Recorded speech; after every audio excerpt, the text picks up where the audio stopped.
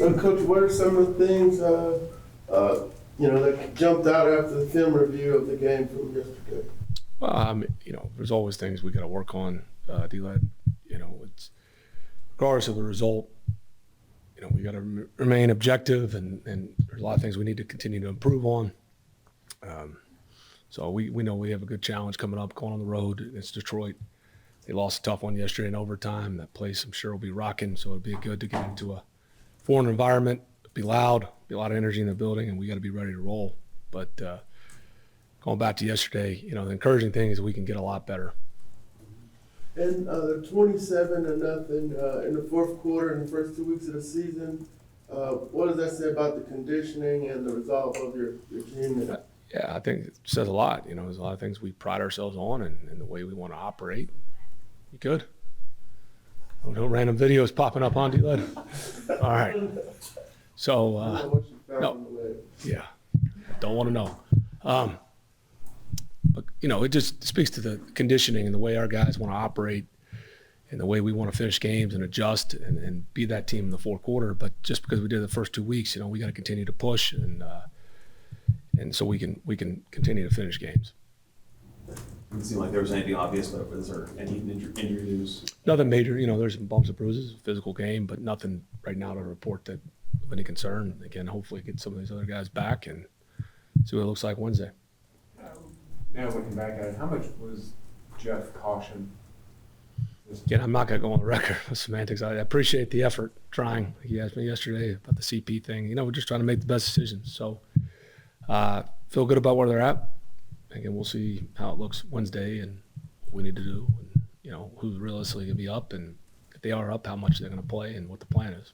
If Jeff does play this week, you have to have a different type of conversation with him because of the environment he could be going into, which would be a little bit. No, every game you could find something to some kind of homecoming revenge game. Is that what you're asking?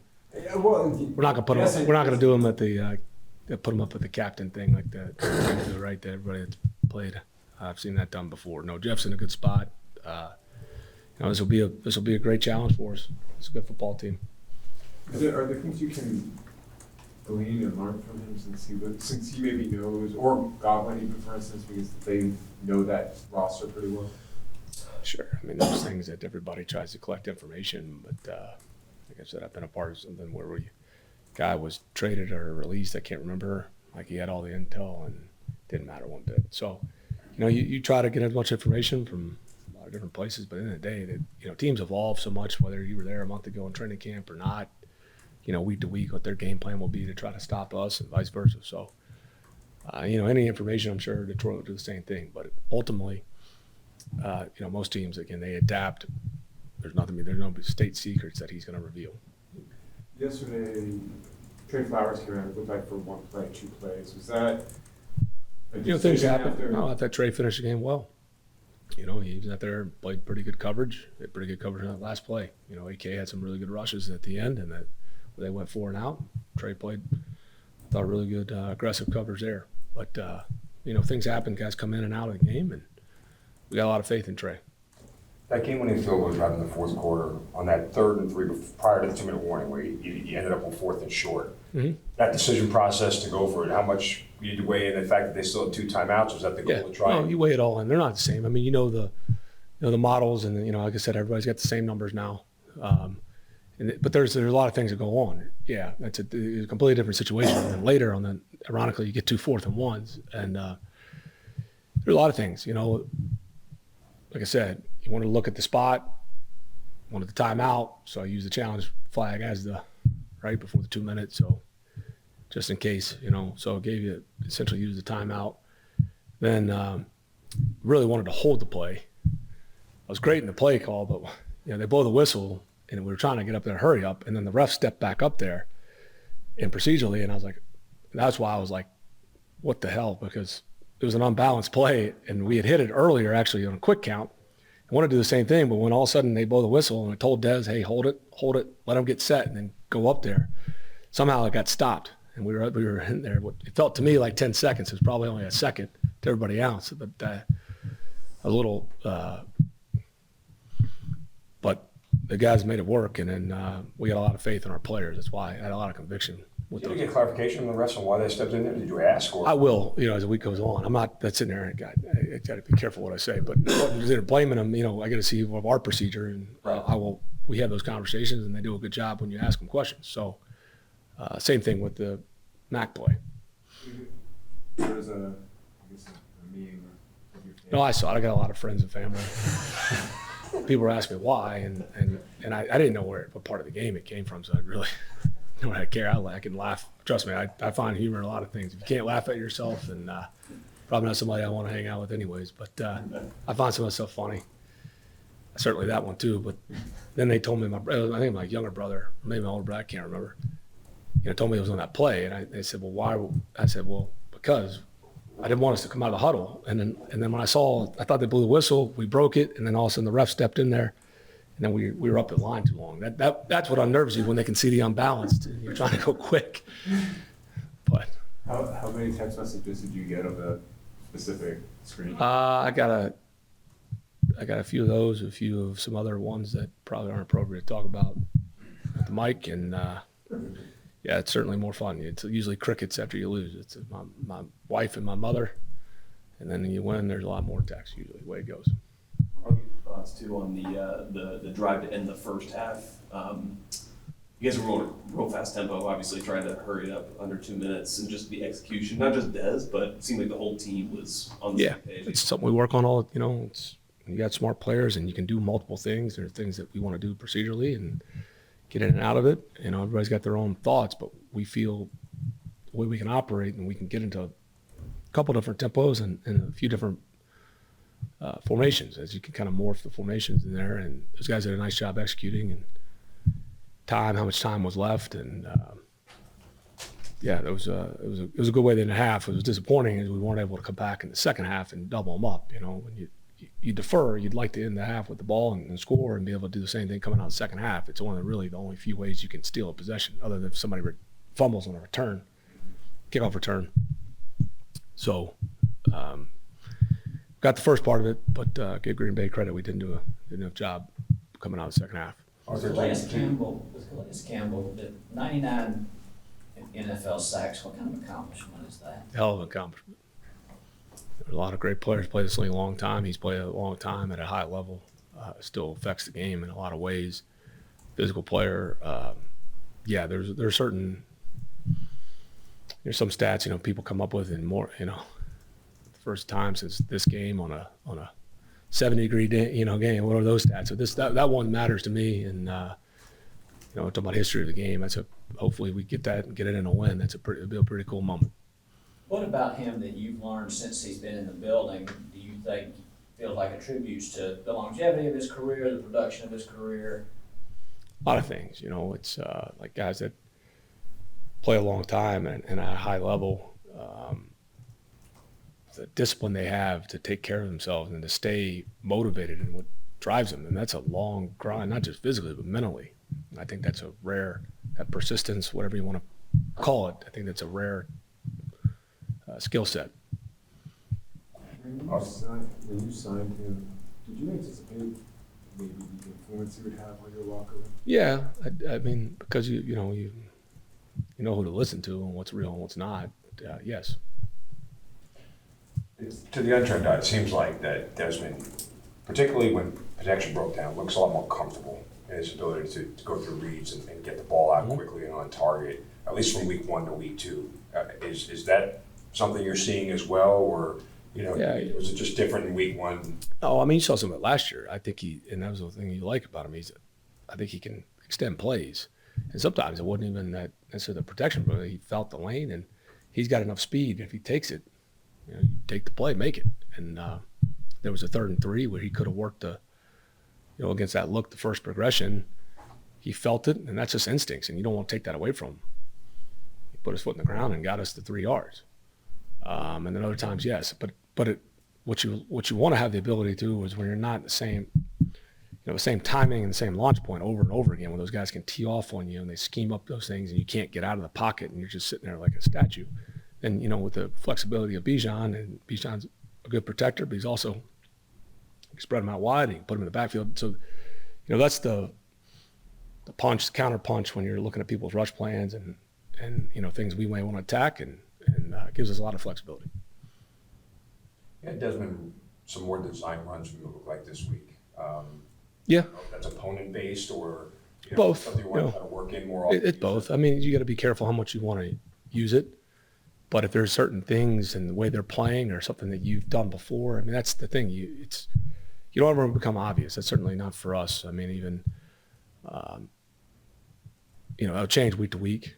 A team certainly may show you something, but they've got good coaches and good players, and they may change it, and you try to build stuff in. But you got to be careful how much you really want to run a quarterback in this league. What's the key to expanding that fourth quarter performance across all 4 quarters? Every quarter is not going to be. It's the National Football League. You'd love to. It's in the history of this league. I don't think anybody's done that. Maybe the 07 Patriots have come the closest from quarter to quarter domination. I know it's ebbs and flows in the game. You want to finish. You want every quarter to be perfect. I'd have a hard time sitting there telling you that's what we aim for. Some weeks it may be the other team, they turn the ball over a lot and you jump ahead. I mean, you see that happen, and we don't want to be the team giving the ball away. There's a lot goes into it, Get down there, like our first drive yesterday, we felt good about it. We got hit. They picked us. We get the ball back. We have a long drive. We get down there. We get a calls penalty. We got to be cleaner some of the things. And then, we had a 4th and 1. We're going to go for it. Didn't. Got the penalty. Kick it. There's just so many things that happen. And then there's great players and coaches on their side. I mean, that's what it is. I mean, it's 22 guys out there and professional football, and there's going to be ebbs and flows. But you're striving to have that, certainly for every quarter. But that's you got to give credit to the other side too. Probably the best way to put it. That's right. Yes, a little bit of a stranger question. Ritter was talking yesterday about grading, how he kind of grades himself. Do you worry ever that he's maybe too hard on himself? No, I don't think he's like a martyr. Arthur, Bijan, he looked like the best player on the field, most talented player on the field, physically, athletically, yesterday. First, have you ever been around a rookie where it's like that? And I guess the reason I ask is I'm just curious about the dynamic that has for a team, because of rookies. Rookies are kind of supposed to earn their stripes over the course of their first season, their career, and for someone to just be as important and kind of dominant as Bijan was, I'm just kind of curious. There's a lot goes into it. I mean, there's a reason we drafted him as high as we did, and the same with Kyle and Drake, and they, all of them had impacts, and you hope Bijan can continue to do that and keep improving. But that's why we have a lot of conviction to draft him. But there's so much that goes into it, and he is, and certainly there's plays he makes that he is very natural at, but that's kind of taking some credit away from how hard he works, and really the other guys around him too, making sure we got a smart football team. There's a lot of things we do at the line of scrimmage that aren't traditional. And if you don't have all those moving parts, you won't get the end result like that. If something breaks down or a guy can't handle a call, or, certainly people try to throw a lot of different movements at us and blitzes, and we've gotten used to that. Our line does a good job. It's an underrated thing. People try to move all over the place to try to cut up the run game, and our guys are used to that. They're used to that environment, and teams play us a little bit different. You better be able to adapt. So there's a lot that goes into it, but it's a credit to his teammates. But he's certainly had a big impact so far. The last 2 years in Tennessee, where there's the OC, you guys were near the top of the league in explosive play rate. Mm-hmm. I get like run plays by theory, all of them designed to go to distance. Sure. Everybody does their job. There should be Sure. one battle. But when you work in the pass plays, how much of that is derived by the game situation down in distance, or how much do you want to try to calculate to take those shots throughout the four? Yeah, a lot goes into it. Sometimes the coverage, maybe you go to take the shot and, you don't have the protection you need, or a guy makes a play and forces them to check it down, or, like I said, I think a lot of times, there's ebbs and flows about how people are covering things too. I think you're seeing a lot of things taken away in the middle of the field more. So then the next argument is how many, you want to throw up a lot of go balls and whatever they're doing. And there's a balance to it. But sometimes when you do take the shots, you may not have the time you need, or you may, they may make a play or whatever it is. But you try to create it. And then there's also, when you have catch and run guys too, that helps. And I think we have a few explosive players now. Yeah, Coach Jared, Jared Goff, what are some of the problems he presents? He, had that long streak without an interception until yesterday. Yeah, he's a good player. You know, a guy I think's very underrated. I mean, he was the number one pick. Clearly, you know, has a elite skill set, and the guy's won a lot of games in this league as a starter. So took a team to the Super Bowl. Won a lot of football games. So he's a good player. I'm not sure why he doesn't get the credit he deserves. Like I said, it'll be a challenge. They got a good football team. They got a good line, tough receivers, defense playing well, right? The secondary is aggressive. We're looking forward to it. It'll be a good challenge. And what did they get when you all got your safety? They got Gardner Johnson to help them out to kind of tie stuff together back there. And what kind of player is he? Yeah, he's a very, very instinctive player. Johnson, yeah, he's a damn good football player. I got a ton of respect for him. He makes a lot of plays. I mean, he added a lot to the New Orleans defense, had an impact in Philly last year, and certainly one of the more instinctive players you watch on tape. Is the way that your franchise and their franchise build teams maybe somewhat similar? I mean, you come in the same year. They made a trade for a quarterback, right? Yeah. With Goff. No, I'm just saying, they just different team building. I think there's a lot of mutual respect. I got a lot of respect for Dan Campbell and Brad Holmes, and I think you were up there for a long time, so you've got a lot of institutional knowledge. But I think organizationally, they've done a terrific job, and you could feel it's real. They've given them time to build it, and you could feel that influence. And I think credit to the whole organization and Brad and Dan, but they had a certain identity, done a little bit different way. Schematically it's a little bit different, but it's good to see, right? They gave them time to add the players and revamp it. How do you feel about coaches who endorse biting kneecaps? I love Dan Campbell. I think he's one of the,